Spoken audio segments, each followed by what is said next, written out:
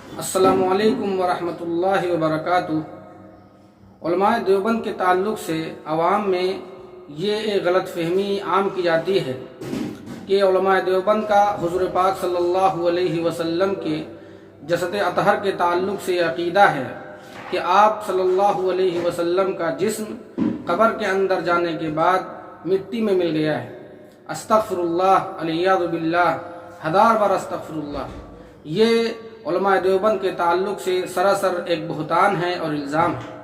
حضور پاک صلی اللہ علیہ وسلم کے جسد اطہر کے تعلق سے علماء دیوبند کا یہ عقیدہ ہے کہ آپ صلی اللہ علیہ وسلم کا جسم انتقال کے بعد ان کی قبر کے اندر موجود ہے، لیکن جس طرح سے عام حالات میں عام لوگوں کے ساتھ معاملہ ہوتا ہے قبر کے اندر، حضور پاک صلی اللہ علیہ وسلم کا حال ایسا نہیں ہے۔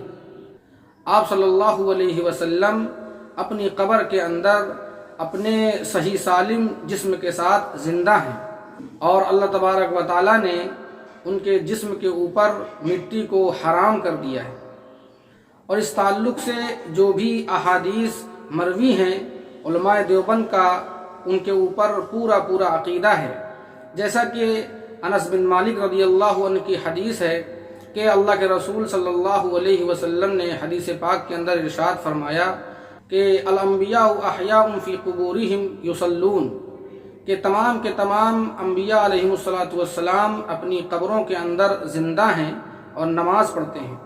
اسی طرح سے ایک دوسری جگہ حدیث کے اندر ارشاد فرمایا گیا کہ ان اللہ حرم علی الارض ان تأکل اجساد الانبیاء، کہ اللہ تبارک و تعالیٰ نے زمین کے اوپر یہ حرام کر دیا ہے کہ وہ انبیاء کے جسم کو کھائے یا انبیاء کے جسم کو گندہ کرے۔ لہذا جو بھی اس طرح کی باتیں علماء دیوبند کے تعلق سے پھیلائی جاتی ہیں سازش کے تحت، وہ سراسر الزام ہیں، بے بنیاد ہیں، اور ان کا حقیقت سے کوئی لینا دینا نہیں ہے۔